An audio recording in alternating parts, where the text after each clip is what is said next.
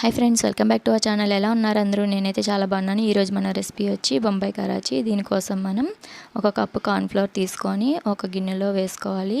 ఇలా ఒక గిన్నెలో వేసుకొని దానిలోకి ఒక కప్పు వాటర్ అనేది యాడ్ చేసుకొని దీనిని ఉండలు లేకుండా కలుపుకోవాలి. ఇలా ఉండలు లేకుండా స్మూత్గా కలుపుకున్న తర్వాత దీనిని పక్కన పెట్టుకోవాలి.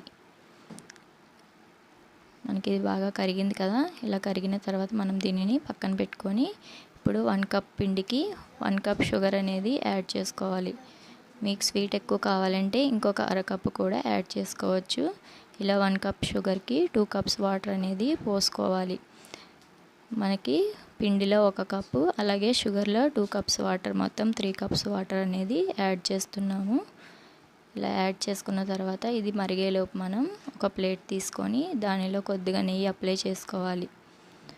ఇలా నెయ్యిని మొత్తం ప్లేట్కి అప్లై చేసుకొని పక్కన పెట్టుకోవాలి. ఇలా పెట్టుకుంటే మనకి స్వీట్ అయిపోయిన వెంటనే ఇందులో వేసుకోవటానికి ఇప్పుడు మనకి ఇక్కడ షుగర్ అనేది కరుగుతుంది కదా. ఇలా కరిగేలోపు మనం దీనిలోకి జీడిపప్పుని తీసుకొని చిన్న చిన్న ముక్కలుగా కట్ చేసి పెట్టుకోవాలి. ఇలా జీడిపప్పు అనేది కట్ చేసి పెట్టుకోండి. ఇలా కట్ చేసి పెట్టుకున్న తర్వాత మనకి ఈలోపు ఇక్కడ షుగర్ సిరప్ అనేది చూసారు కదా, బబుల్స్ లాగా వస్తుంది. ఇలా మనకి బబుల్స్ లాగా వచ్చిన తర్వాత ఈ షుగర్ సిరప్ అనేది పాకం రావాల్సిన అవసరం లేదు. అలా బబుల్స్లో వచ్చిన తర్వాత మనం ముందుగా మిక్స్ చేసి పెట్టుకున్న ఏదైతే లిక్విడ్ ఉందో దానిని మళ్ళీ ఒకసారి మిక్స్ చేసి ఇందులో యాడ్ చేసుకోవాలి.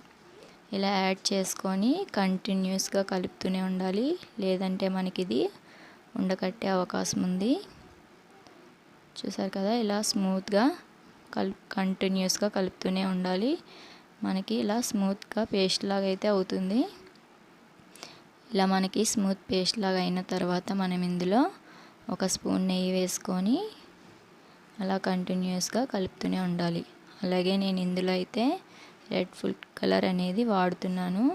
మీరు ఫుడ్ కలర్ ఇష్టం లేకపోతే స్కిప్ చేసేయచ్చు. నేనైతే రెడ్ ఫుడ్ కలర్ అనేది వేసుకున్నాను. అలా వేసిన తర్వాత మనం ఇందులో నెయ్యి అనేది యాడ్ చేసుకుంటూ కంటిన్యూస్గా ఇలా కలుపుతూనే ఉండాలి.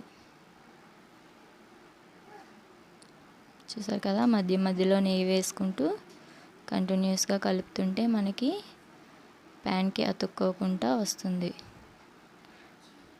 మీరైతే ఇక్కడ కంటిన్యూస్గా కలుపుతూనే ఉండాలి, లేదంటే మనకి అడుగంటేస్తుంది. కాబట్టి మనం నెయ్యి వేసుకుంటూ కంటిన్యూస్గా కలుపుతూనే ఉండాలి.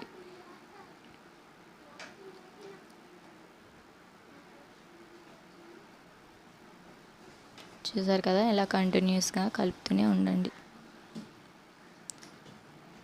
మనకి ఇదైతే తక్కువ ఇంగ్రీడియంట్సే పడతాయి, కాకపోతే చేసే ప్రాసెస్ అనేది కొంచెం లాంగ్గా ఉంటుంది, కానీ స్వీట్ అయితే చాలా టేస్టీగా వస్తుంది. నాకైతే ఇక్కడ ఒక 1/2 కప్పు వరకు నెయ్యి అనేది పడింది. మనం వేసుకున్న క్వాంటిటీని బట్టి నెయ్యి అనేది పడుతుంది. మనమైతే ఇక్కడ ఓన్లీ నెయ్యితోనే చేస్తున్నాము. చూసారు కదా, నెయ్యి వేసి కలుపుతుంటే మనకి మెల్లమెల్లగా ప్యాన్ నుంచి ఈ స్వీట్ అనేది సపరేట్ అవుతూ ఉంటుంది.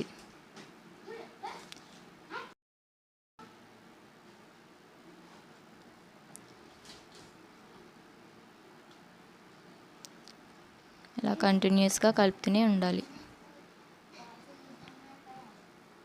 ఇప్పుడు మనం ముందుగా కట్ చేసి పెట్టుకున్న జీడిపప్పుని ఇందులో యాడ్ చేసుకొని కలుపుకోవాలి. ఇలా కలుపుకుంటూ మళ్ళీ కొద్దిగా నెయ్యి వేసుకొని ఇలా ప్యాన్కి సపరేట్ అయ్యే వరకు మిక్స్ చేస్తూనే ఉండాలి. మనకి ఇదే పెద్ద ప్రాసెస్ అండి. ఇంగ్రీడియంట్స్ అయితే చాలా తక్కువే, కాకపోతే చేయడమే కొద్దిగా ప్రాసెస్ అనేది లాంగ్గా ఉంటుంది. అలాగే మనం దీనిని కొద్దిగా చేతిలోకి తీసుకొని ఇలా ఉండ చేస్తే మనకి చేతికి అంటుకోకుండా వచ్చినట్టయితే మనకి ఇది రెడీ అయిపోయినట్టే. ఇప్పుడు మనం దీనిని ముందుగా నెయ్యి అప్లై చేసుకున్న ప్లేట్లోకి వేసుకోవటమే. ఇలా వేసిన తర్వాత మనం దీనిని మొత్తం ఈక్వల్గా ఇలా స్ప్రెడ్ చేసుకొని దీనిని పూర్తిగా చల్లారే వరకు అలా పక్కన పెట్టి వదిలేయాలి. చూసారు కదా, ఇక్కడైతే చేతికి అంటుకోకుండా నెయ్యి అనేది పైకి తేలుతుంది కదా. ఇప్పుడు మనం దీనిని పూర్తిగా చల్లారిన తర్వాత ఇలా పైన ప్లేట్ పెట్టుకొని తిరగేసుకొని ఇలా చిన్న చిన్న పీసెస్గా కట్ చేసుకుంటే మనకి స్వీట్ అనేది చాలా ఈజీగా రెడీ అయిపోయింది. చూసారు కదా, ఇలా చిన్న చిన్న ముక్కలుగా కట్ చేసుకుంటే మనకి స్వీట్ అనేది రెడీ అయిపోయినట్టే. ఇప్పుడు మనం దీనిని ఒక ప్లేట్లోకి తీసుకోవడమే. అలాగే మా ఈ వీడియో కనుక మీకు నచ్చితే ప్లీజ్ ఒక లైక్ అయితే ఇచ్చేయండి. అలాగే రెడ్ కలర్లో సబ్స్క్రైబ్ అని కనిపిస్తుంది కదా, అక్కడ సబ్స్క్రైబ్ చేసుకుంటే మీకు గంట బెల్ అనేది కనిపిస్తుంది. ఆ గంట బెల్ని కనుక ఆన్ చేశారంటే మీకు ఆల్ అన్న ఆప్షన్ వస్తుంది. ఆల్ అన్న ఆప్షన్ కనుక ఆన్ చేసి పెట్టుకుంటే మేము ఏ వీడియో పెట్టినా ముందుగా నోటిఫికేషన్ మీకే వస్తుంది. Thanks for watching friends. Bye.